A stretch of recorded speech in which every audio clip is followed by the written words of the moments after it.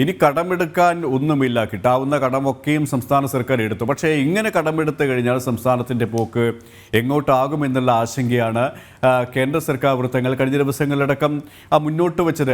അതൊരു യാഥാർത്ഥ്യവുമാണ്. കാരണം ധൂർത്ത് നടത്താനാണ് സംസ്ഥാന സർക്കാർ ഇങ്ങനെ കടം മേടിക്കുന്ന കോടികൾ, പതിനായിരക്കണക്കിന് കോടികൾ കടം മേടിക്കുന്ന ഒരു സ്ഥിതിവിശേഷം ഉണ്ടാകുന്നത്. അതുകൊണ്ട് തന്നെയാണ് ഈ കടമെടുപ്പിന് കേന്ദ്ര സർക്കാർ ഒരു പരിധി വെക്കുന്നത്. പക്ഷേ ആ ഒരു പരിധിയും കവിഞ്ഞ് കടമെടുക്കാനുള്ള ഒരു നീക്കം സംസ്ഥാന സർക്കാർ നടത്തുമ്പോൾ സ്വാഭാവികമായും കേന്ദ്ര സർക്കാർ അതിനെ ചെറുക്കുമെന്ന കാര്യത്തിൽ ഒരു സംശയവും വേണ്ട. പക്ഷേ ഇവിടെയും കേന്ദ്ര സർക്കാരിനെ കുറ്റപ്പെടുത്തുന്ന ഒരു സമീപനമാണ്. യാഥാർത്ഥ്യം എന്താണ് എന്ന് പൊതുജനങ്ങളിൽ നിന്ന് മറച്ചു വെച്ചുകൊണ്ട് കേന്ദ്ര സർക്കാരിനെ പഴിച്ചാരുന്ന ഒരു സമീപനം തന്നെയാണ് സംസ്ഥാന സർക്കാർ സ്വീകരിച്ചുകൊണ്ടിരിക്കുന്നത്. അത് കടമെടുപ്പിൻ്റെ കാര്യത്തിലായി കഴിഞ്ഞാലും പദ്ധതി നിർവഹണത്തിൻ്റെ കാര്യത്തിലായി കഴിഞ്ഞാലും കഴിഞ്ഞ കുറേ വർഷങ്ങളായി നമ്മൾ കണ്ടുവരുന്നതുമാണ്. ഇവിടെ കേന്ദ്ര സർക്കാരുമായി ബന്ധപ്പെട്ട നിലവിൽ കേന്ദ്ര സർക്കാർ ചില മാനദണ്ഡങ്ങൾ വെക്കുന്നുണ്ട്. പക്ഷേ ആ മാനദണ്ഡങ്ങൾ പോലും അംഗീകരിക്കാതെ കടമെടുക്കാനുള്ള ഒരു നീക്കത്തിന് കൃത്യമായ രീതിയിൽ കേന്ദ്ര സർക്കാർ തടയിടുകയാണ് ചെയ്തത്. പക്ഷേ ഇപ്പോഴും സംസ്ഥാനത്തിൻ്റെ ഈ ഒരു കടമെടുപ്പുമായി ബന്ധപ്പെട്ട്, പ്രതിസന്ധിയുമായി ബന്ധപ്പെട്ട് കേന്ദ്ര സർക്കാരിനെ പഴിച്ചാരുന്ന ഒരു സമീപനമാണ് സംസ്ഥാന സർക്കാർ സ്വീകരിച്ചുകൊണ്ടിരിക്കുന്നത്, അല്ലേ?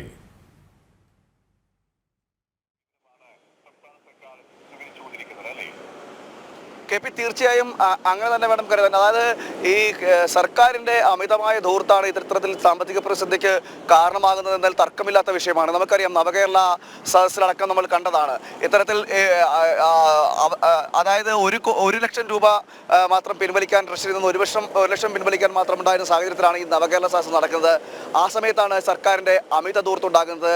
കോടിക്കണക്കിന് രൂപ ബസ്സിന് അടക്കം പിൻവലിക്കുന്ന സാഹചര്യം ഉണ്ടായിരുന്നു. നമുക്കറിയാം, ഈ യാത്രകളിൽ ഉടനീളം സാമ്പത്തികമായിട്ടുള്ള ധൂർത്ത് സർക്കാർ നടത്തുകയൊക്കെ ചെയ്തിരുന്നു.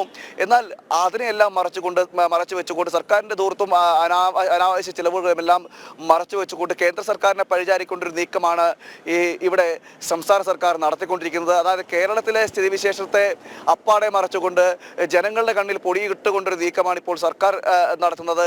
ഇത്തരത്തിൽ സർക്കാരിന്റെ പ്രശ്നമല്ല, കേന്ദ്രം കടമെടുപ്പ് പരിധി കുറച്ചതാണ് അല്ലെങ്കിൽ വെട്ടിക്കുറച്ചതാണ് ഇതെല്ലാം കാരണം, കേരളത്തിനൊന്നും തരുന്നില്ല എന്നത് വരുത്തി തീർത്തുകൊണ്ട് സ്വയം രക്ഷപ്പെടാൻ ശ്രമിക്കുന്ന ഒരു സമീപനവും കേരളത്തിന്റെ ഭാഗത്തുണ്ട്, സംസ്ഥാന സർക്കാർ ആവിഷ്കരിക്കുന്നുമുണ്ട്. അത് തന്നെയാണ് നമുക്ക് എടുത്തു പറയേണ്ടത്. ഇത്തരത്തിലുള്ള പ്രതിസന്ധി രൂക്ഷമാകാനുള്ള കാരണമെല്ലാം പ്രശാന്ത് പറഞ്ഞതുപോലെ തന്നെയാണ്. ഈ മന്ത്രിമാരുടെ ധൂർത്തിന് ഒരു കുറവുമില്ല. ഇത്തരത്തിൽ സാമ്പത്തിക സ്ഥിതി വളരെ രൂക്ഷമായ ഒരു സാഹചര്യത്തിലാണ് നവകേരള സദസ്സ് സംഘടിപ്പിക്കുന്നതിനും അതിനായിട്ടുള്ള കോടികൾ ചെലവിടുന്നതിനും. അത് തെരഞ്ഞെടുപ്പ് മുന്നിൽ കണ്ടുകൊണ്ടുള്ള ഒരു തന്ത്രം മാത്രമാണ് എന്ന രീതിയിലുള്ള വിമർശനമാണ് ഇതിനകം വന്നു കഴിഞ്ഞത്. അതായത് സംസ്ഥാന സർക്കാരിൻ്റെ പരിപാടിയാണെന്ന് പറഞ്ഞ് പാർട്ടി പരിപാടി നടത്തുകയും അതിൽ ജനങ്ങളുടെ നികുതി പണം കൊണ്ടുള്ള കോടികൾ ചെലവിടുകയും ധൂർത്ത് നടത്തുകയും ചെയ്യുന്നു. ഒപ്പം ഈ സർക്കാരിന് എതിരെയുള്ള അല്ലെങ്കിൽ ഗവർണർക്കെതിരെയുള്ള സർക്കാരിൻ്റെ പോരിനെ അതിന് കോടികൾ വക്കീൽ ഫീസായി നൽകാൻ പണമുണ്ട്, അല്ലേ?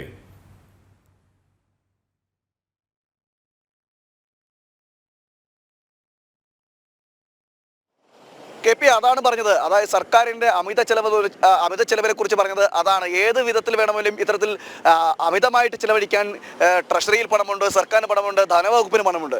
അതിൽ യാതൊരു കുറവുമില്ല. മറ്റ് ജനങ്ങളുടെ കണ്ണിൽ പൊളിയാൻ വേണ്ടി മാത്രമാണ് ഈ സാമ്പത്തിക പ്രതിസന്ധി എന്ന് സർക്കാർ ദിനം പറയുന്നത്. അതായത് നമുക്ക് ഏറ്റവും എടുത്തു പറയേണ്ട മറ്റൊരു വിഷയം എന്ന് പറഞ്ഞാൽ, ഇപ്പോൾ ഈ 5 ദിവസമായി ട്രഷറിയിൽ നിയന്ത്രണം ഏർപ്പെടുത്തിയിരിക്കുന്നു എന്നാണ് സർക്കാർ പറയുന്നത്. എന്നാൽ ഈ നിയന്ത്രണം ഏർപ്പെടുത്തുമ്പോൾ ഒരു സംഭവം നടക്കുന്നത് എന്ന് പറഞ്ഞാൽ, ഈ സർക്കാരുമായി ബന്ധപ്പെട്ട കേസുകൾ നിലനിൽക്കുന്നുണ്ട്. അത് കേന്ദ്ര സർക്കാരുമായി ബന്ധപ്പെട്ട് നിലനിൽക്കുന്നുണ്ട്. അതുപോലെ തന്നെ ഗവർണറുമായി ബന്ധപ്പെട്ടെല്ലാം ചില കേസുകൾ സുപ്രീം കോടതിയിൽ നിൽക്കുന്നുണ്ട്.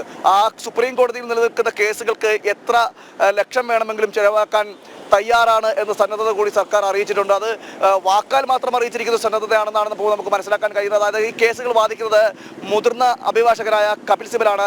ആ കപിൽ സിബലാണ് ഈ കേസുകളെല്ലാം വാദിക്കുന്നത്. അതുകൊണ്ട് തന്നെ അഭിഭാഷകർ എത്ര ചോദിക്കുന്നുവോ അത് കൊടുക്കുവാനുള്ളൊരു നീക്കം കൂടി നടക്കുന്നുണ്ട്. അതാണ് എടുത്തു പറയേണ്ടത്. ഈ സാമ്പത്തിക പ്രതിസന്ധി എല്ലാം തുടരുന്നതിനിടയിലാണ് ഇത്തരത്തിലൊരു സംഭവം കൂടി നടക്കുന്നത് എന്നാണ് നമുക്ക് മനസ്സിലാക്കാൻ പറയുന്നത്. ഈ വിഷയങ്ങളെല്ലാം സംസ്ഥാന സർക്കാർ ഒരു അഭിമാന പ്രശ്നമായിട്ടാണ് ഏറ്റെടുത്തിരിക്കുന്നത്. ഈ കേസുകളായാൽ പോലും ഈ കിഫ്ബിയുമായി ബന്ധപ്പെട്ട കേസുകൾ അല്ലെങ്കിൽ സംസ്ഥാന സർക്കാരിനെതിരെ ബന്ധപ്പെട്ട കേസുകളും ഈ ഗവർണർക്കെതിരെ ഉണ്ടായിരിക്കുന്ന കേസുകളുമെല്ലാം ഒരു അഭിമാന പ്രശ്നമായിട്ടാണ് സംസ്ഥാന സർക്കാർ ഏറ്റെടുത്തിരിക്കുന്നത്. അതുകൊണ്ട് തന്നെ അതിലൊരു വിജയം ഉണ്ടാകണമെന്നതടക്കമാണ് ഇപ്പോൾ ഈ അതിൽ ആ കേസിൽ പരാജയമുണ്ടാകാൻ പാടില്ല. അതുകൊണ്ട് തന്നെ എത്ര തുക വേണമെങ്കിലും ഈ അഭിഭാഷകർക്ക് കൊടുത്തുകൊണ്ട് ഈ കേസിലൊരു വിജയം നേടുവാൻ ഉള്ള ഒരു പരിശ്രമം കൂടി ഇതിനിടയിൽ നടക്കുന്നുണ്ട് എന്നതാണ് ഏറ്റവും എടുത്തു പറയേണ്ടത്. അതായത് ഒരിടത്ത് സാമ്പത്തിക പ്രതിസന്ധി ആരോപിച്ചുകൊണ്ട് സംസ്ഥാന സർക്കാരിൻ്റെ പ്രവർത്തനങ്ങളെല്ലാം താറുമാറാകുന്നു എന്ന് പൊതുമധ്യത്തിൽ ആരോപിക്കുന്നു.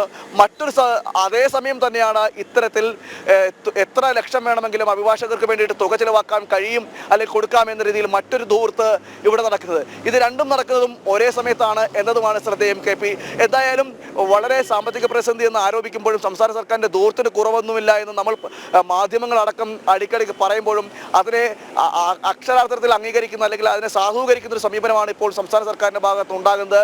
ഈ കേസുകളുമായി ബന്ധപ്പെട്ട് ഇപ്പോൾ സുപ്രീം കോടതിയിലേക്ക് പോകാനൊരുങ്ങുകയാണ് സംസ്ഥാന സർക്കാർ പോകാനൊരുങ്ങുമ്പോഴും അഭിഭാഷകർക്ക് വേണ്ടി ചിലവഴിക്കാൻ എത്ര തുക വേണമെങ്കിലും ചിലവഴിക്കാം എന്നൊരു നീക്കത്തിലേക്ക് സംസ്ഥാന സർക്കാർ എത്തിയിരിക്കുകയും ചെയ്യുന്നു. മറ്റൊരു വിഷയം എന്ന് പറയുന്നത് പ്രതിസന്ധിയുമായി ബന്ധപ്പെട്ട് നിലനിൽക്കുകയാണ്. എന്തായാലും കേന്ദ്ര സർക്കാർ ഇതിലൊരു നേരത്തെ തന്നെ കടമെടുക്കാനുള്ള തുക അനുവദിച്ചിരിക്കുന്നത് 2500 കോടിയാണ് ഈ തുക അനുവദിച്ചിരിക്കുന്നത്. എന്നാൽ ഈ കേന്ദ്ര സർക്കാരിനെതിരെ സംസ്ഥാന സർക്കാർ സുപ്രീം കോടതിയിൽ കൊടുത്തിരിക്കുന്ന കേസ് കൂടി ഇതിന് ഈ കടമെടുക്കുന്നതിന് തടസ്സമായി നിൽക്കുന്നു എന്നാണ് ഇപ്പോൾ അറിയാൻ കഴിയുന്നത്. എന്തായാലും കേന്ദ്ര സർക്കാർ ഇതുമായി ബന്ധപ്പെട്ട് 2500 കോടി രൂപ അനുവദിച്ചു കഴിഞ്ഞിരിക്കുകയാണ്. KP